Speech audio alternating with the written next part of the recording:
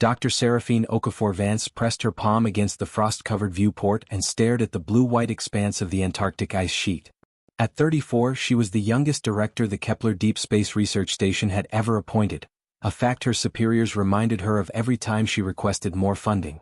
Outside, the wind screamed at 200 kilometers per hour.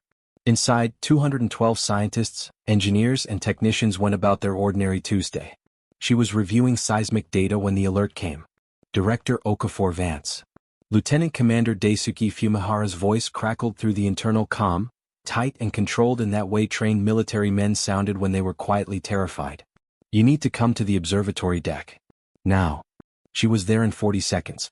The main display showed the solar system's heliosphere, a vast bubble of charged particles pushed outward by the sun's solar wind. At the boundary, called the heliopause, something extraordinary was happening. 17 objects, each roughly the size of a small moon, had materialized out of what instruments described as localized quantum fold discontinuities. They were not rocks. They were not natural. They were structured. Time of arrival to Earth orbit? Seraphine asked, her voice steady even as her heartbeat hammered. At current deceleration curve, said Dr. Priya Nambudiri, the station's astrophysicist, without looking up from her console, 42 hours. 42 hours. Seraphine turned to Fumihara. Get me a secure channel to Geneva Command. Priority Omega. He blinked. Priority Omega had never been used. It was the code for confirmed extraterrestrial contact with hostile intent, a protocol established in 2251 after the failed first contact simulations had concluded that humanity's first alien encounter was statistically more likely to be adversarial than friendly. It had always seemed like paranoid bureaucracy. It didn't seem that way anymore. The objects were broadcasting. That became clear within 6 hours, when Dr. Cormac Ellison Say, the station's xenolinguistics specialist, a man who had spent 15 years decoding dead languages and had never expected to earn his salary this dramatically, isolated the signal. It's not a greeting, Cormac said, his Belfast accent thicker than usual, a sign Seraphine had learned to read as distress. It's an announcement. A declaration. He played the translated version through the speakers. The voice, if it could be called that, a resonant harmonic layering of sub-bass frequencies, said, inhabitants of the third orbital body of this star system. You have been assessed. You are pre-stellar.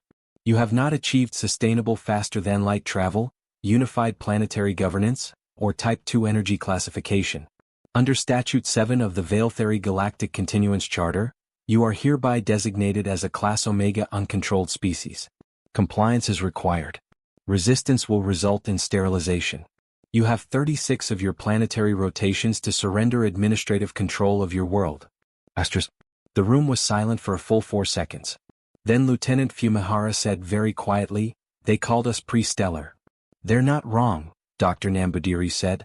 They are wrong about one thing, Seraphine said, pulling up the strategic defense grid on her secondary screen. They think we haven't been preparing for this for 300 years.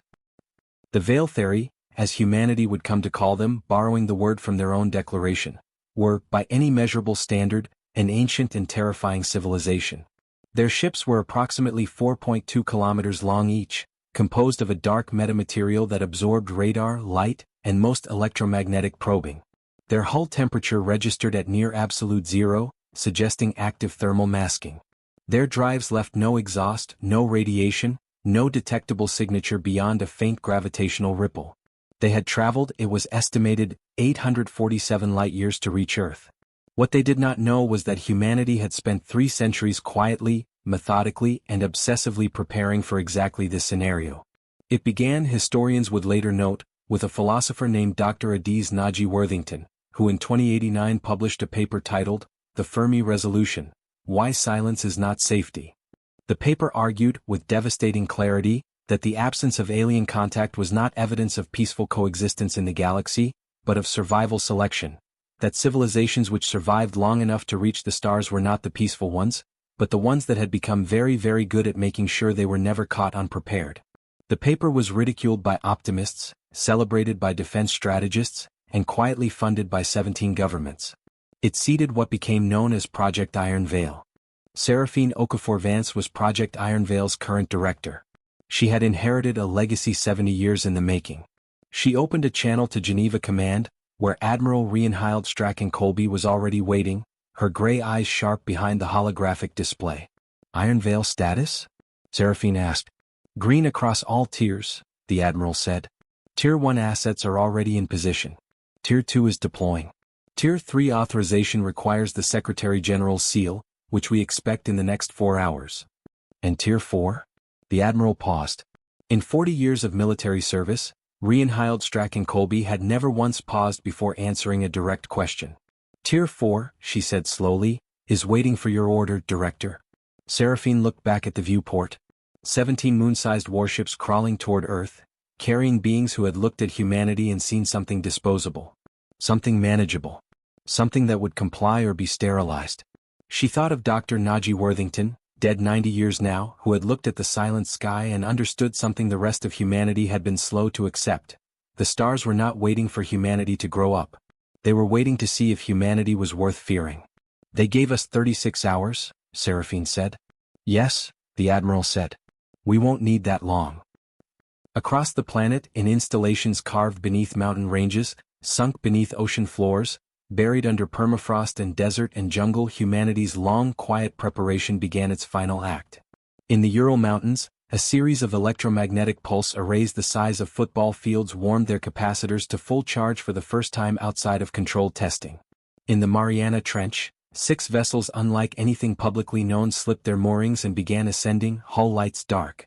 In low Earth orbit, 37 satellites whose official designations listed them as weather monitoring platforms began unfolding secondary structures that had never been deployed before.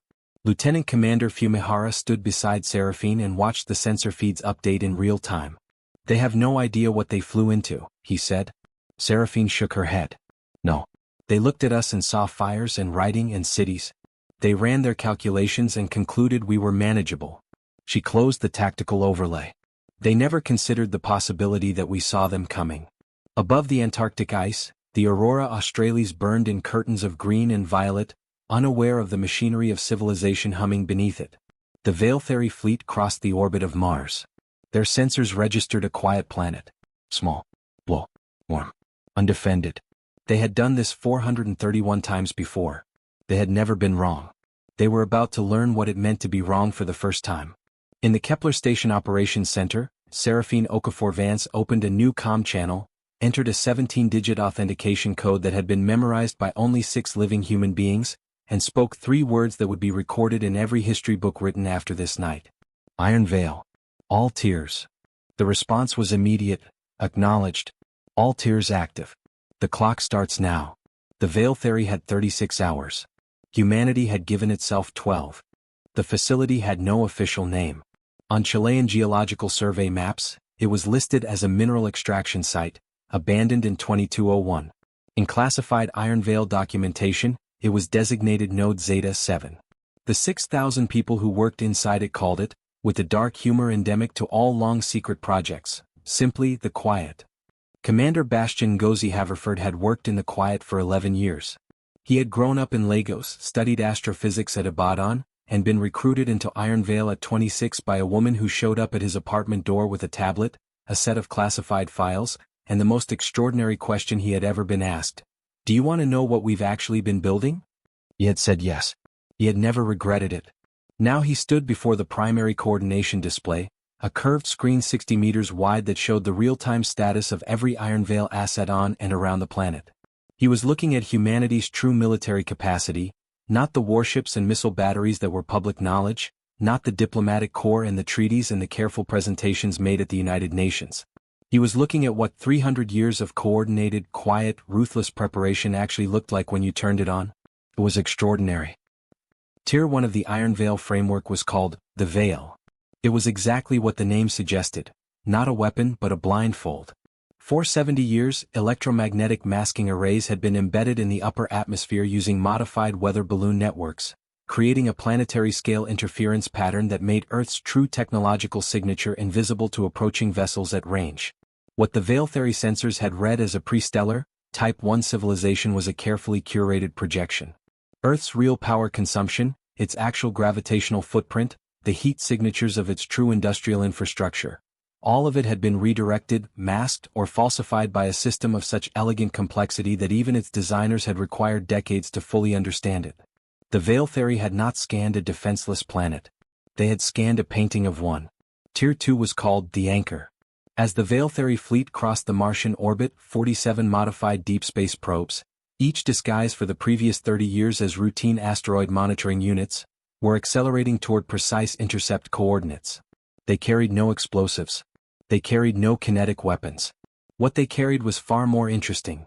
Quantum-entangled gravitational emitters, devices capable of generating microsingularities that, when detonated in close proximity to an opposing vessel's drive system, would collapse the dimensional resonance that allowed faster-than-light travel. A ship hit by an anchor device could not jump, could not fold space, could not run. Anchor dispersal is on schedule, reported Dr. Yold Mwangiaching, Tier 2 coordinator, from her station to Bastion's left. She was 41, had not slept in 30 hours, and her voice was perfectly calm. Coverage pattern will be complete by T-8 hours. We'll have full anchor saturation across their projected approach corridor. Good. Bastion checked the timeline. What's the status on Tier 3? Secretary General's authorization came through 20 minutes ago, said Lieutenant Phelan Suarez Belmont, the node's liaison officer. He was the youngest person in the room at 28, and he was doing an admirable job of not visibly shaking. Tier 3 is deploying. Tier 3 was the one that Bastion had always thought was the most human thing about Iron Veil. Not the physics, not the engineering.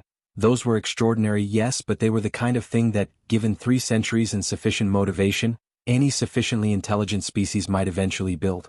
No, Tier 3 was special because it reflected something specific about the human character. The profound, almost irrational refusal to fight fair. Tier 3 was called the Chorus. The Veil Theory fleet moved in a formation that their tactical doctrine designated Overwhelming Convergence Pattern 7, a standard approach for Class Omega planetary subjugation that had been used successfully 431 times across 19 star systems. The pattern was elegant in its simplicity, 17 capital ships arranged in a modified sphere, advancing toward the target planet at 0.08 light speed, with shield harmonics tuned to deflect any kinetic projectiles and energy weapons up to Class 9 intensity. The rearmost vessels would establish a quantum fold suppression field, preventing any inhabited vessels from escaping the system. The forward units would begin atmospheric processing, a polite term for what was essentially the first stage of planetary restructuring. Supreme Fleet Commander Orvith Dai Salakas stood on the observation bridge of the lead vessel, the Eternal Continuance, and watched the blue planet grow incrementally on the forward display. He was 800 years old. He had overseen 14 planetary subjugations personally. He found them tedious. As a rule, the lesser species always went through the same predictable stages: denial, attempted resistance, collapse. The resistance phase was usually the most time-consuming. His censor chief, a young officer named Vrathvel Ojuan, approached with a data pad. Supreme Commander, we are registering some anomalous readings from the planet's upper atmosphere. Orvith Dai Salakas looked at the readings without particular concern. Anomalous electromagnetic activity was common as civilizations in their final hours attempted to activate whatever primitive defenses they imagined might be effective. Classification: unknown, sir. The pattern doesn't match any cataloged pre-stellar emission type. It's distributed, non-directional. Almost like, Vrathvel paused, frowning at the display. Like the entire atmosphere is resonating. Resonating with what? A long pause. With itself, sir. Orvith Dai Salakas turned to look at the display more carefully. The blue planet pulsed faintly on the sensor reading, its upper atmosphere lit with a pattern of interlocking electromagnetic harmonics that his instruments could detect but not interpret. He had seen 800 years of alien technology. He had never seen anything like this. Increase sensor resolution, he said. Already done, sir. The pattern is... Another pause. Vrathvel was young, but he was not given to dramatic hesitation. The fact that he was pausing now made the back of Orvith Dai's ancient consciousness register, for the first time in decades, something that might loosely be translated as unease. The pattern is not random. It's structured. It's operating on approximately 417 distinct harmonic frequencies simultaneously. That's not possible for a pre-stellar civilization. No, sir. It isn't. A new alert sounded. Then another. Then 6 more in rapid succession. Supreme Commander. The tactical officer's voice had changed register entirely. The objects we classified as weather and survey satellites in low planetary orbit, they're restructuring. Sensor profile has changed. They're not satellites, sir. What are they? The tactical officer looked up from his display. He was 400 years old. He had served in 12 campaigns. He had never once used the word he used now without having rehearsed it first. "Sir," he said, "I think they're weapons." In Node Zeta 7 beneath the Atacama, Bastian Gozi Haverford watched the sensor feed from his distributed network of deep space probes as the Veil Theory formation began, almost imperceptibly, to hesitate. "They're slowing," said Dr. Mwangiaching. "They're reading the chorus," Bastian said. He felt something settle in his chest. Not triumph, not yet, but something adjacent to it. Relief maybe. Or the deep satisfaction of a long-held promise about to be kept. The chorus was Ironvale's electromagnetic resonance network, 417 orbital and atmospheric nodes operating in perfect synchronized harmony, generating a standing wave pattern across Earth's entire electromagnetic spectrum simultaneously. It did not fire projectiles. It did not detonate. What it did was something far more precise. It generated a resonance field that was harmonically incompatible with the quantum fold drive technology that faster-than-light vessels depended on. Any ship attempting to engage a jump drive within 200,000 kilometers of Earth would find its own drive system reflected back at itself. It was in essence a cage, built from the planet itself. "Anchor probes are in position," reported Yold. "Ready to deploy on your mark." "Hold," Bastian said. He wanted them deeper in. He wanted them inside the cage before the door closed. The Veil Theory fleet slowed further. Their formation shifted, not the smooth, practiced movement of a confident aggressor, but something subtler. Something that, to a trained eye, looked almost like hesitation. "They're running new scans," said Phelan. "Let them," Bastian said. He checked the countdown on his display. T-9 hours 44 minutes. Humanity had prepared 300 years for this night. They could afford 9 more hours. "Keep the lights off," Bastian said quietly. "Let them think we're sleeping." The United Nations Strategic Response Center was not the building most people imagined when they thought of global governance. The public-facing UN headquarters in New York was glass and idealism. Geneva's Strategic Response Center was granite and reality, a facility buried 60 meters underground beneath the Palais des Nations, its existence known to approximately 300 people worldwide, its budget listed in no document that could be subpoenaed, its purpose singular and unwavering: to serve as humanity's last unified command if the worst ever happened. Secretary General Amara Delacroix-Yeboah had been in office for 3 years. She was 57 years old, a former constitutional law professor, a consensus builder, a woman known for speaking softly in rooms that were used to shouting. She had accepted the Iron Veil briefing in her first week in office, read through 11,000 pages of classified documentation over 4 sleepless nights, and then sat very still for approximately 30 minutes before asking the only question that mattered: does it work? She had been told, probably. Sitting now at the head of the crisis table, watching the Veil Theory fleet decelerate to orbital insertion position, she was about to find out if probably was enough.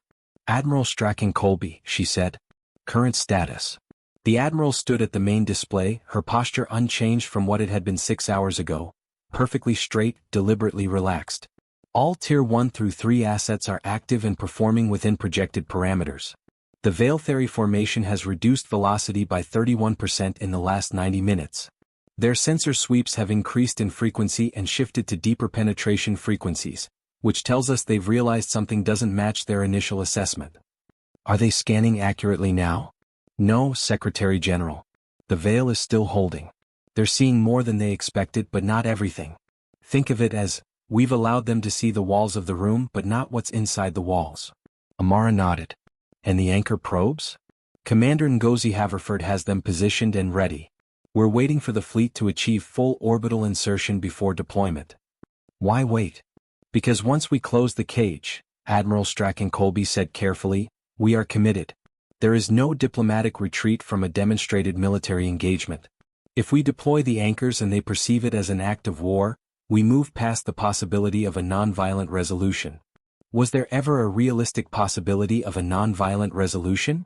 The Admiral was silent for a moment. "Their opening message offered us surrender or sterilization, Secretary General. I personally assess the probability of a non-violent outcome at approximately 4%. And the other 96%? Ends with us defending ourselves." Amara Delacroix-Yeboah had spent 30 years in law arguing that most conflicts were, at their core, failures of communication. She believed that, genuinely. She also believed that some failures of communication were catastrophic, irreversible, and not the fault of the party that had tried to communicate. "I want to try something first," she said. At the Veiltheri fleet's current approach rate, communication lag between Earth and the lead vessel was approximately 1.4 seconds. The signal team in Geneva had been analyzing the Veiltheri's initial broadcast for hours, extracting the linguistic and phonemic structures of their language, cross-referencing it against every xenolinguistic model developed under Iron Veil's long-running theoretical programs. Dr. Cormac Ellison-Say, patched in from Kepler Station, had been building a translation matrix for 6 hours straight on zero sleep and what he described as an amount of caffeine that should probably be classified as a public health emergency. "I can give you basic communicative Veiltheri," he said over the secure channel, his voice frayed at the edges. "I want to be clear that my confidence interval is about 63% and some of what I've rendered may have significant tonal errors, but the core semantic content should be intact." "That's good enough," Amara said. "Prepare the transmission." She had written the message herself. 12 sentences. She had rewritten it 9 times. She had consulted 3 linguists, 2 philosophers, and 1 theoretical war strategist who, when she showed him the final version, had laughed, not unkindly, and said, "Secretary General, I think you're the only person who would think to say it this way." She wasn't sure if that was a compliment. The message, translated into Veiltheri phonemic structure by Cormac's matrix and transmitted on the same frequency the fleet had used for its original declaration, read as follows. Asterisk. To the commanders of the fleet approaching our world. We have received your declaration. We understand your criteria. We wish to inform you of 3 things before you proceed. First, your assessment of our civilization status was based on information we chose to show you. Second, we have been aware of your approach for longer than you believe. Third, we have prepared. We do not make this transmission as a plea. We make it as a courtesy. You have invested significant resources in this expedition. We respect that. We are offering you, once, the opportunity to reevaluate your decision before the next 12 minutes change your understanding of this system permanently. We are not asking for mercy. We are extending it. This is the only time we will extend it. Asterisk. The room was silent after the transmission went out. Lieutenant Phelan Suarez Belmont, watching from the Geneva Center on a secondary assignment, said quietly, "Do you think they'll listen?" Amara looked at the display. "No," she said simply. "But I needed to ask." On the bridge of the Eternal Continuance, Supreme Commander Orvith Dai Silakas read the translation of the human transmission twice. Then he read it a 3rd time. He had received pre-subjugation communications from 41 species across his 800 years. They fell without exception into predictable categories: panic, defiance, pleading, silence.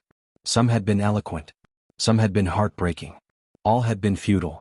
This one was different. This one did not read like a species that was afraid. "Run full spectrum scan," he said. "Maximum penetration. I want to see what's actually down there." "Sir, we've been running enhanced scans for the last 2 hours." "Run them again." He kept his voice even. "And bring me the chief physicist." The chief physicist arrived in 4 minutes.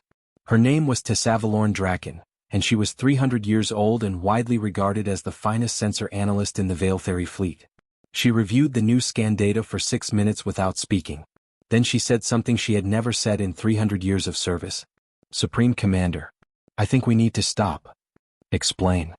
Tessavalorn pulled up the display. What it showed, what their sensors were now detecting now that they'd pushed deep enough through the electromagnetic interference to see the actual topology of humanity's technological footprint, was not what the original scans had suggested. The original scans had shown a modest, pre-stellar civilization with primitive fission reactors and chemical propulsion. What the deep scans now revealed was infrastructure on an entirely different order of magnitude. Massive power generation facilities running on principles their instruments could identify but not classify. Distributed network nodes of such density and complexity that they resembled, in Tessavalorn's professional estimation, the kind of integrated planetary defense matrix that took a civilization several centuries of dedicated effort to build. "They have a planetary shield network," she said. "Pre-stellar civilizations don't build planetary shield networks." "No." Tessavalorn looked at the display with the careful expression of someone revising a very important assumption. "They don't." A new alert. Then 3 more. "Supreme Commander," said the tactical officer very carefully, "the objects we identified as their deep space monitoring probes, the ones we dismissed as inert upon initial approach, they've activated. 47 of them. Moving into intercept formation around our fleets. He stopped. Around our fleets what? The tactical officer turned from his display. He looked, for the first time in his career, genuinely uncertain. Around our fleet's jump corridors, sir. Every single one. They've blocked our jump corridors. Orvith Dai Salaka stood very still. He looked at the blue planet on the display. Small. Warm. Blow. The planet that had called this a courtesy. How long, he said very quietly, have they been planning this? No one answered. No one had the answer yet. But far below, on that small, warm, blue world, in a granite room 60 meters underground, a former constitutional law professor looked at her admiral and said very softly, "Now." Admiral Strachan Colby touched her comm unit. Zeta 7, this is Geneva Command. You have authorization for Tier 4. Tier 4 had no poetic nickname. The teams that had built it over 3 decades of classified development called it, in their internal documentation, simply, the response. It was not named for what it was, but for what it answered. When the Strategic Defense Council had commissioned its development in 2301, the directive had been written in a single sentence. Build something that makes the question of whether to invade Earth the last mistake a spacefaring civilization ever makes. The scientists and engineers who received that directive had taken it seriously. Tier 4 was not a weapon in the conventional sense. It was not a fleet of warships. It was not a missile system, not a directed energy network, not a kinetic kill platform. It was something that had no name in any existing military taxonomy because nothing remotely like it had ever existed before. The Iron Veil documentation classified it under the term environmental denial system, which was perhaps the most aggressively understated description in the history of human military nomenclature. What it actually was, a network of 17 deep space platform nodes, each carrying a modified version of the quantum fold drive technology that had been reverse-engineered from theoretical models developed by Dr. Najee Worthington's successors over 150 years of dedicated research. The drives had been modified not to move a vessel through space, but to do something far more specific, to generate a localized fold in spacetime around a target, not enough to destroy it but enough to stop it, to hold it, to render it as immobile as a fly in amber, suspended in a bubble of locally compressed spacetime from which no engine, no matter how powerful, could generate sufficient thrust to escape. Each node could hold one capital-class vessel indefinitely. There were 17 capital vessels in the Veil Theory fleet. There were 17 nodes. Commander Bastian Gozi Haverford watched from Zeta 7 as Tier 4 went active. On the display, the Veil Theory fleet was a cluster of 17 contacts arranged in modified convergence pattern 7. A formation that had successfully subjugated 431 worlds across multiple star systems and had never once been meaningfully opposed. The formation was, by the standards of civilizations that had encountered it, essentially invincible. The display updated. The nodes were activating. Node 1 is locked on contact Bravo 1, reported Yold. Fold generation in progress. Node 2, contact Bravo 2, locked and generating. Bastian watched the contacts on his display. The Veil Theory fleet had, by now, detected the anchor probes and understood they were trapped in this star system. They had begun maneuvering. The display showed rapid course adjustments, attempts to locate gap corridors in the anchor net, the controlled urgency of a force that was very good at what it did but had not yet understood what it was dealing with. Their weapons were coming online. He could see the energy buildup in their forward arrays, the Class 9 beam weapons that could, according to Iron Veil's theoretical assessments, reduce a city to slag in approximately 8 seconds. Those weapons would never fire. All 17 nodes are locked, Yold said. Her voice was steady. Her hands, Bastian noticed, were not. Fold generation is, she paused. Sir. All 17 are in the fold state. The fleet is. I see it, Bastian said. On the display, the 17 contacts had stopped. Not slowed, stopped.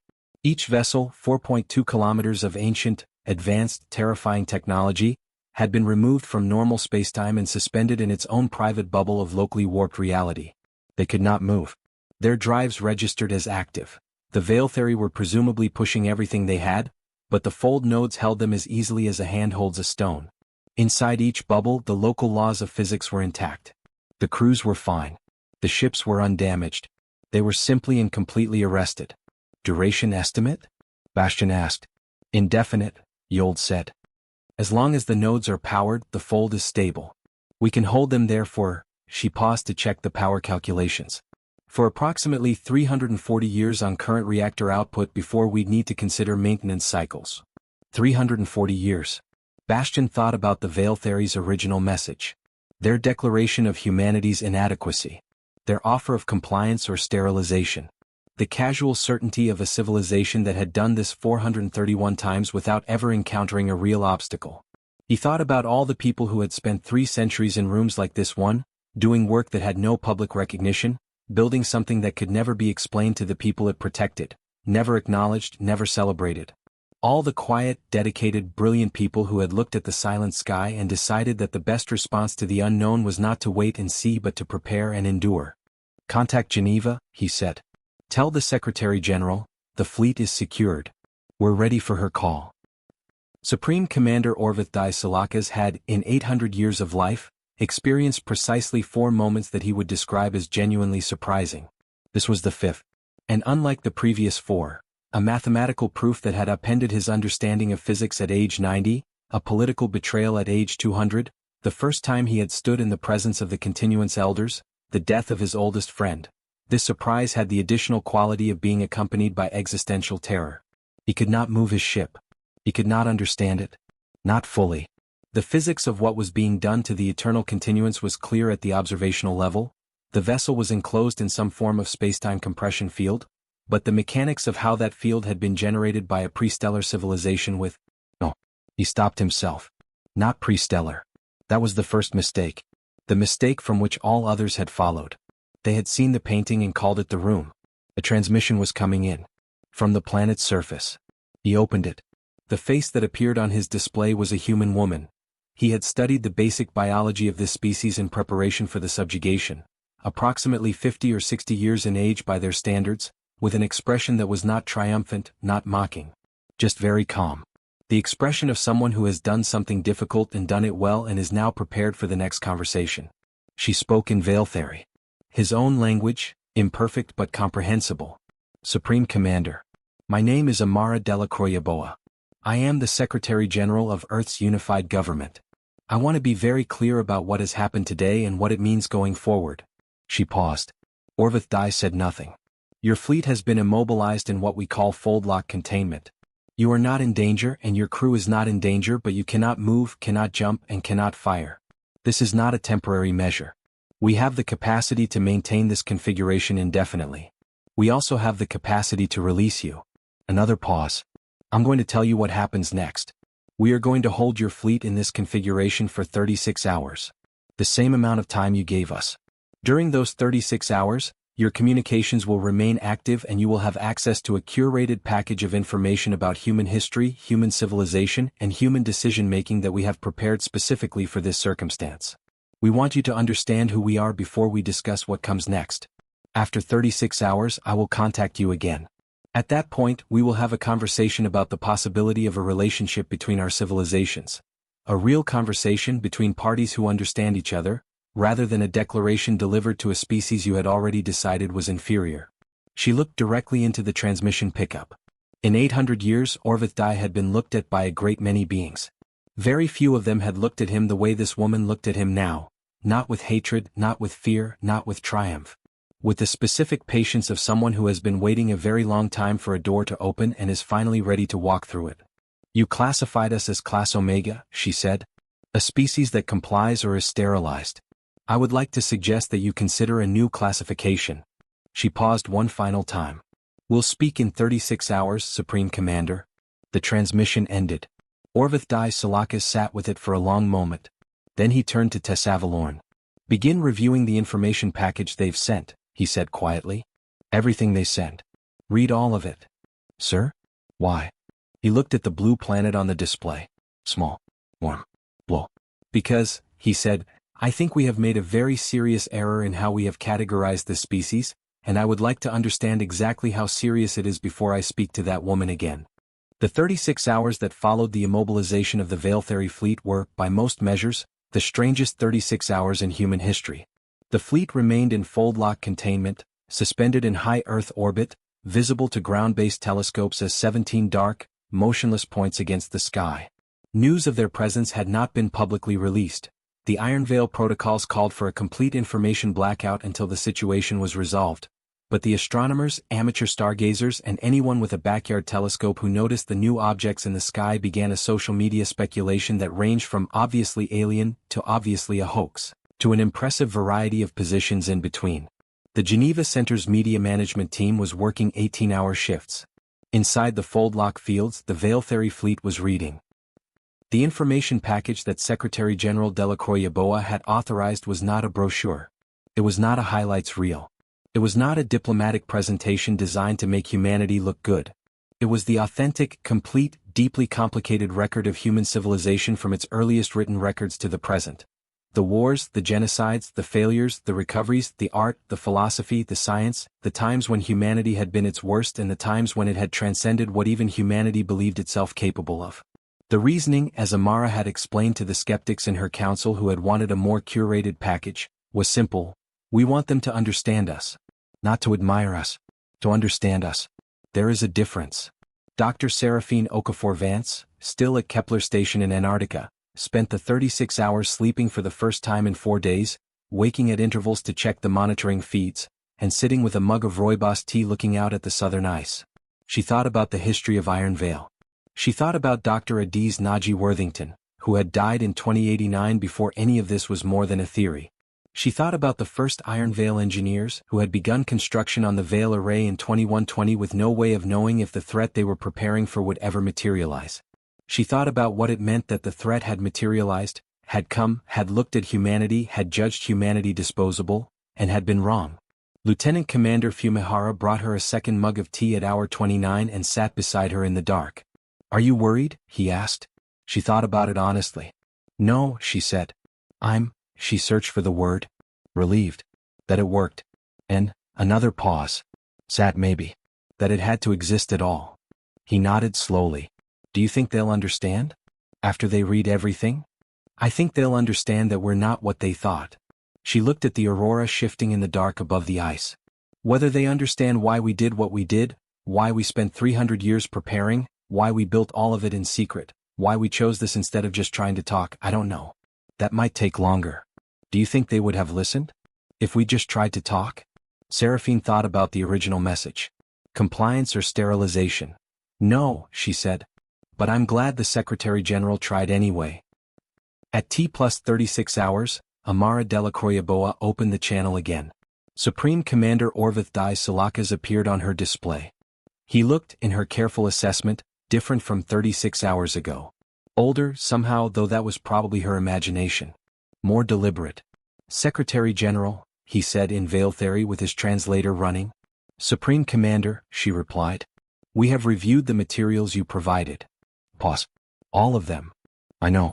We have read confirmation sensors on the package." Something that might have been the Veil Theory equivalent of a wry acknowledgement crossed his expression. "Thorough. We try." Another pause. Longer. "You showed us your wars," he said. "Yes. Your failures. He paused on a word. "Your catastrophes." "Yes. Most civilizations that contact us show us their achievements. Most civilizations that contact you are trying to impress you," Amara said. "We're not interested in impressing you. We're interested in being understood accurately." Orvith Dai Salakas was quiet for a long moment. Amara waited. "The Iron Veil Project," he said finally. "You began building it 300 years ago." "Yes." "Based on the theoretical work of a single philosopher." "Among others, yes." "Who concluded that the galaxy was more likely to be adversarial than cooperative." She argued that survival selection in a competitive universe would statistically favor civilizations that prepared for the worst. "And you believed her." "Enough people believed her," Amara said, "that they began building. And then more people believed her and they kept building. For 300 years. Without ever knowing if it would be needed. Without ever being able to tell anyone that it existed. That was part of the strategy, yes. The effectiveness of the veil required that Earth's true technological status remain unknown." "You hid," Orvith Dai said. The word carried layers of meaning in his language that the translator struggled with. Not hiding as cowardice. Hiding as deliberate strategy. Hiding as patience. "We prepared," Amara said. In quiet. Another long silence. "Then. We have subjugated 431 worlds," Orvith Dai said. His voice had changed register. Quieter. More precise. Of those, 93 attempted resistance. Of those 93, none were successful.